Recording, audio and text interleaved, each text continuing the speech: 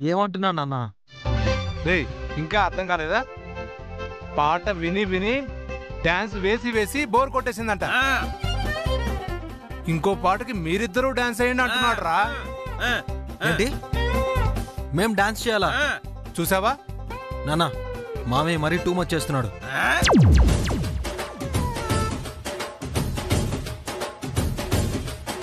అవునరా, వీడికి ఏదో ఒకటి ఫినిషింగ్ టచ్ ఇవ్వాల్సిందే. ఇద్దాం. అలాగే బామర్ది, నీకోసం ఆ మాత్రం చేయలేమా ఏంటి? నానా రా,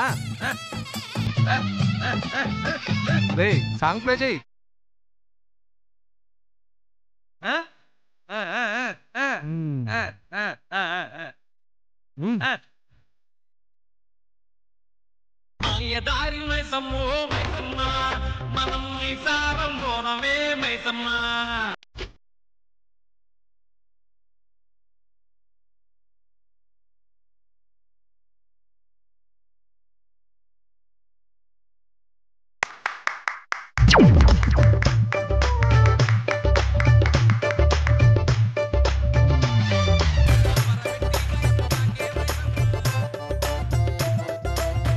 నాన్న, మామయ్య ఇప్పుడు చప్పట్లు కొట్టాడు కదా?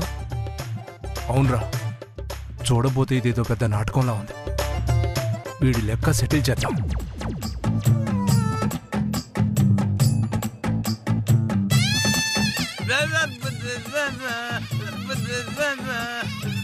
నాన్న, నేను వాష్రూమ్కి వెళ్ళొస్తాను.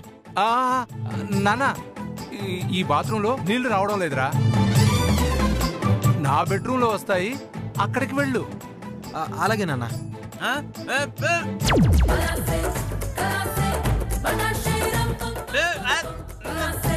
మామయ్య వాష్రూమ్ లో నీళ్లు రావట్లేదంట. నువ్వేనా నీళ్ళు తీసుకొస్తావా ఏంటి?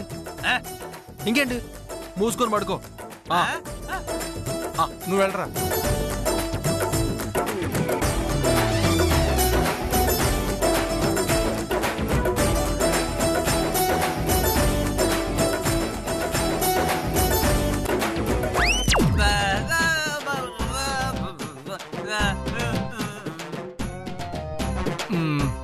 బామర్ది, నాకు కూడా కడుపంతా టైట్ అయిపోయింది.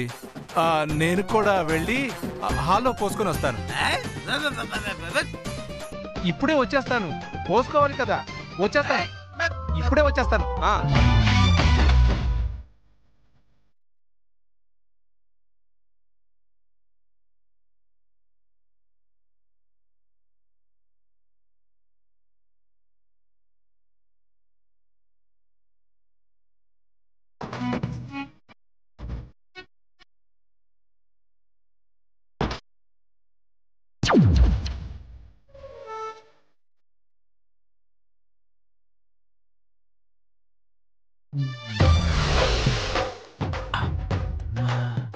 మా బావాళ్ళు గొప్ప ప్లాన్ వేసేసారు.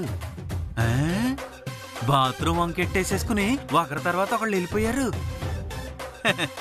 బావా, నీ పప్పులు నా దగ్గర ఉడకో.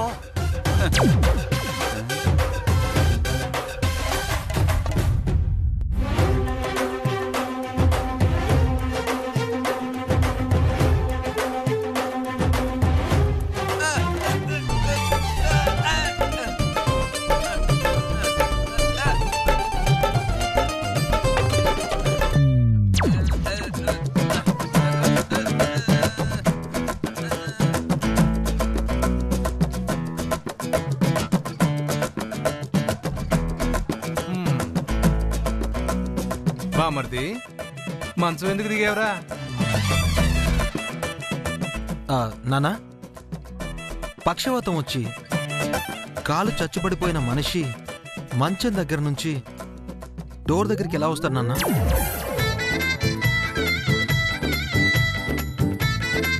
అది నిజమే నాన్న. ఎలా వచ్చాడంటావు? అదే నాకు అర్థం కావట్లేదు నాన్న. సరిపద ముందు వీణ్ణి మంచం మీద పడేద్దాం.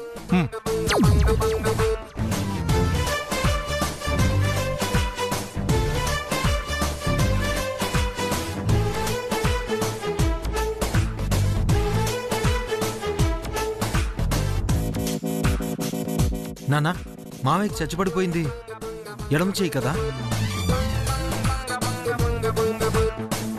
అవునా? మరి ఇప్పుడేంటి కుడి చేయి కొట్టుకుంటుంది?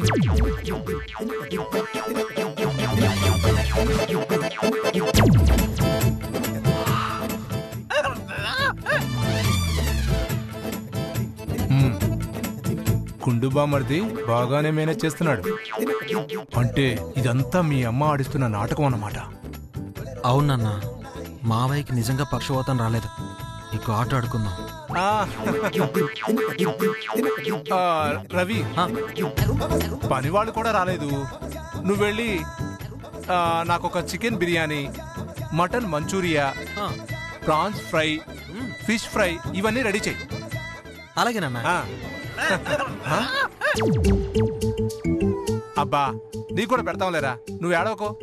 నాన్న నువ్వు వెళ్ళు, నాన్న నువ్వు వెళ్ళు. అలాగేనన్నా. నాన్న నువ్వు మాత్రం మావయ్యని జాగ్రత్తగా చూసుకో. జాగ్రత్తగా చూసుకుంటాను. నువ్వు వెళ్ళు నాన్న, నువ్వు వెళ్ళు.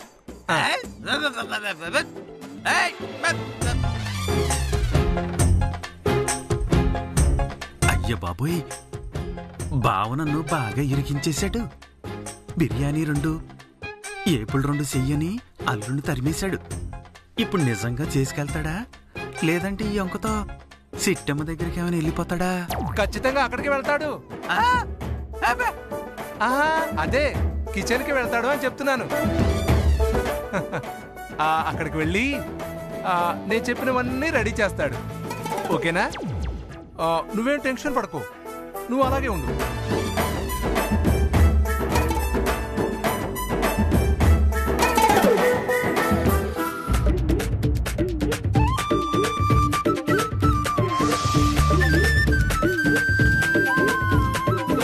అమ్మా ఇందా.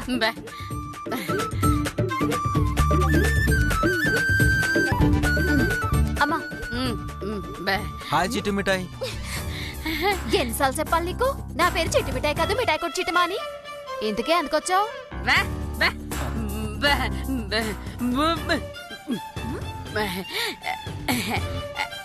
అయ్యో పర్లేదండి.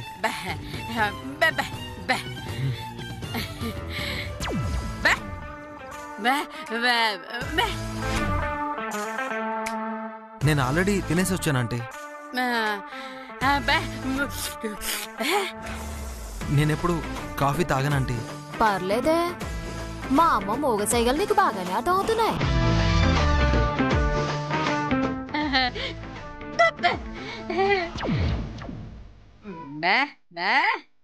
చాలే, నాన్నకి తినే ఏలైంది, వెళ్ళేట్రా.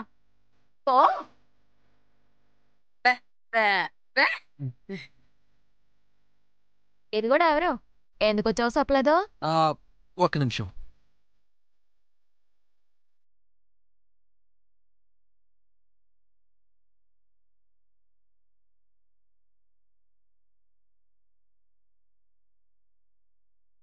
చిటి ఇవన్నీ చూడొకసారి.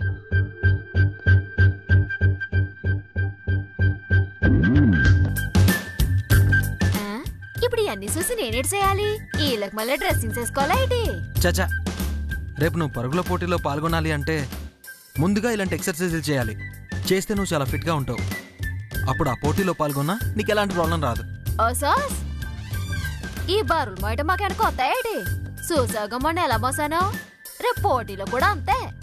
లేదు చిట్టమ్మా, రేపు పోటీకి వచ్చే వాళ్ళంతా మగాళ్ళు, పైగా వాళ్ళందరూ వెల్ ట్రైన్డ్. అలాంటి వాళ్ళ ముందు నువ్వు నిలబడాలంటే ఇలాంటి ఫిట్నెస్ ముఖ్యం. సర్లే చూపించి చూస్తాను. Very good.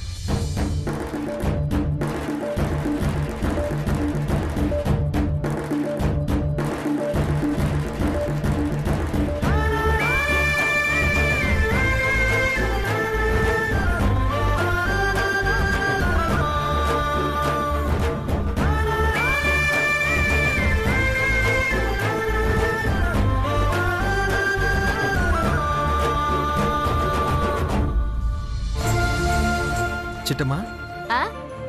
మీ చుట్టాల్లో ఎవరైనా మంచి అమ్మాయి ఉన్నారా? మా చుట్టాల్లోనా? మంచి అమ్మాయా? ఎందుకో? పెళ్లి చేసుకుందామని. ఏడేటి? మా చుట్టాల అమ్మాయిని ఎందుకు పెళ్చేసుకోవడం? బయట అమ్మాయిలు లేరా? ఆహా, అది కాదు చిట్టమ్మా. మీ రేంజు మా రేంజు ఒకటే కదా. పైగా మీ చుట్టాల అమ్మాయి అయితే అచ్చం నీకులాగా అందంగా ఉంటుంది, అచ్చం నీకులాగే తెలివిగా, ధైర్యంగా, నిర్మోహమాటంగా ఉంటుంది. అచ్చం నీకులాగే గలగలా మాట్లాడేస్తూ ఉంటుంది. అచ్చం నీలాగే. ఇంకా అత్తవా? అచ్చం నాకులాగే ఉండటానికి మా అమ్మ ఏమైనా కౌల పిల్లలు కనిందా? లేదా మా నాన్నకి రెండో భార్య ఉందని అనుకుంటున్నావా? చిట్టమ్మ సింగిల్ పీస్ ఒక్కటే ఉంటది. అయితే నువ్వే చేసుకోవచ్చు కదా.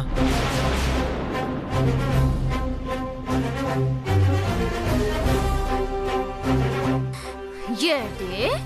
ఆ, ఆ, అంటే నా ఉద్దేశం అచ్చం నీలాంటి అమ్మాయే భార్యగా కావాలని. ఎవరైనా ఉంటే చెప్పరాదు? ఒప్పలు పైకి లే. లే పైకి. ఎల్లింటికి. ఎందుకు చిట్టమ్మా? నిన్నెల్లవన్నానా? అదే ఎందుకు? నేను నీ కంటికి పెళ్లిన బొగర్లా కనిపిస్తున్నానా? నీకు అమ్మాయిని ఎతకడానికి?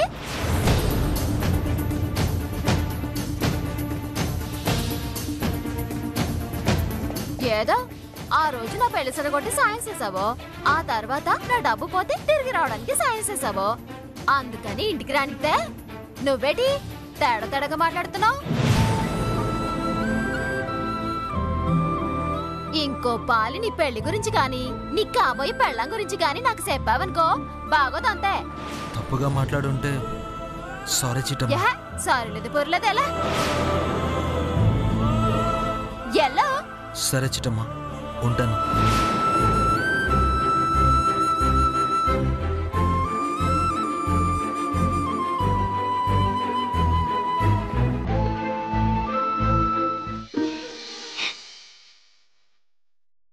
అంటే నా ఉద్దేశం అచ్చం నీలాంటి అమ్మాయి భార్యగా కావాలని. ఎవరైనా ఉంటే చెప్పరాదు?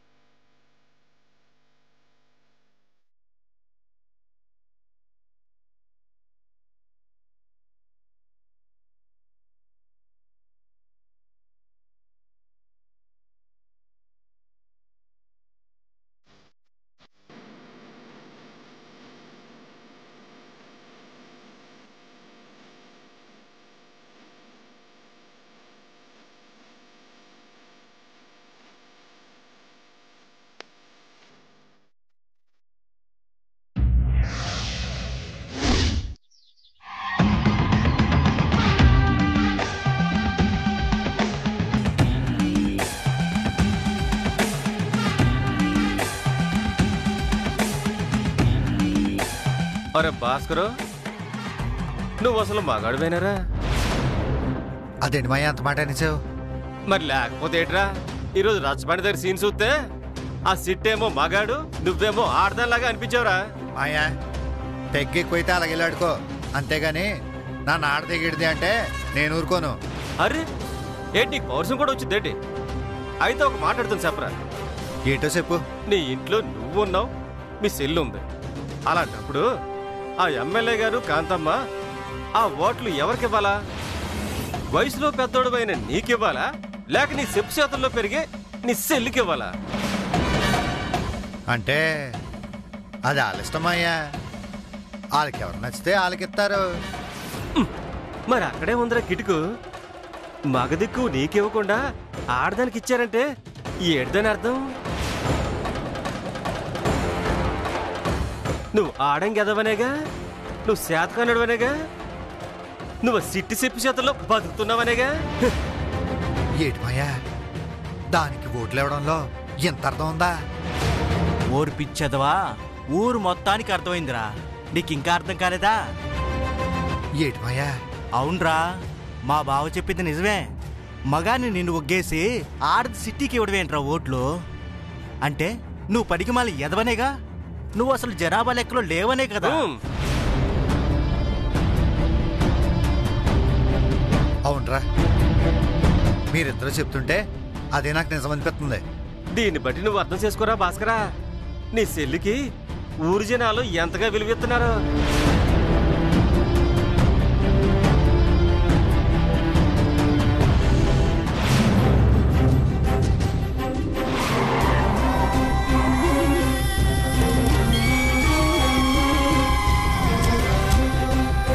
అప్పలరాజు గారు, అమ్మా, మీరు నన్ను కన్విన్స్ చేసినా కానీ నాకెందుకో మీరు చెప్పిన దాని మీద నమ్మకం కలగడం లేదండి.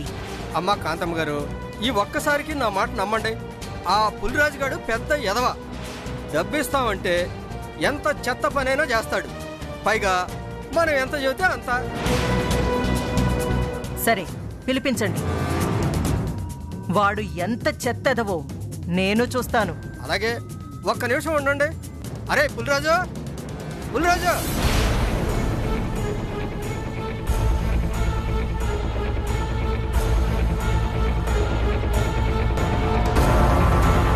పులిరాజు! ఎవరాదే? నేను రా, అప్పలరాజుని. అప్పలరాజు గారు మీరేటండి? పోతున్నానండి. ఒరే ఒక్క నిమిషం మీరు తాగుతూనండి, నేను ఇప్పుడు వచ్చేస్తాను. అలాగే, నువ్వు పోయిరా. అయిందా? ముక్కైరా.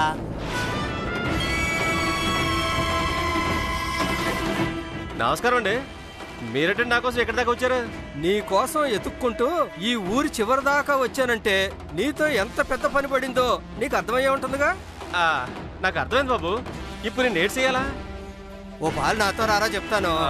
పోదండి.